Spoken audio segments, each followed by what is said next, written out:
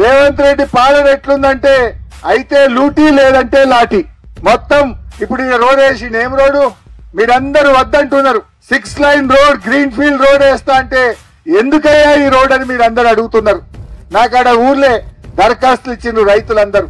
ఏమంటున్నారు, already Nagarjuna Sagar highway ఉన్నది, Srisailam highway ఉన్నది, మా సబితమ్మ గారు వేయించిన ఫార్మాసిటీ 4 లైన్ రోడ్ ఉన్నది, మీదికెళ్ళి రీజనల్ రింగ్ రోడ్ వస్తుంది.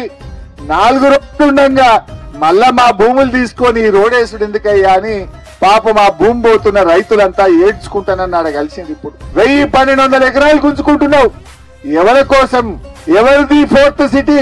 దీనివల్ల ఎవరు బాగుపడతారు? ఎవరి కోసం చేస్తున్నావు రేవంత్ రెడ్డి? ఆ భూమి నీది పోయి ఉంటే నీకు బాధ తెలుస్తుండే. ఎకరం 2 ఎకరాలు కొనుక్కున్న రైతుల భూములు తీసుకొని ఇవాళ 4 లైన్ రోడ్ వేసే ప్రయత్నం చేస్తున్నారు. ఏమన్నది కాంగ్రెస్ పార్టీ? మా ఎస్సీలకు, మా ఎస్టీలకు, మా బీసీలకు ఇచ్చిన భూములకు పట్టాలు ఇస్తా అని చెప్పింది ఆ రోజు. అమ్ముకునే హక్కులు కల్పిస్తామని చెప్పింది ఆ రోజు. ఇలా పట్టాలు ఇచ్చి లేదు కానీ ఉన్న భూములు గుంజుకుంటున్నాడు రేవంత్ రెడ్డి. కొత్తగా మళ్ళా ఫార్మాసిటీ పక్కన ఇంకా 12,000 ఎకరాలు గుంజుతాడట. ఇప్పుడు 4 లైన్ రోడ్ పేరు మీద మళ్ళీ 1,200 ఎకరాలు గుంజుతున్నాడు. మహేశ్వరం కాన్స్టిట్యున్సీలో ఇంకో 2,000 ఎకరాలు ఇండస్ట్రీల మీద గుంజుతున్నాడు.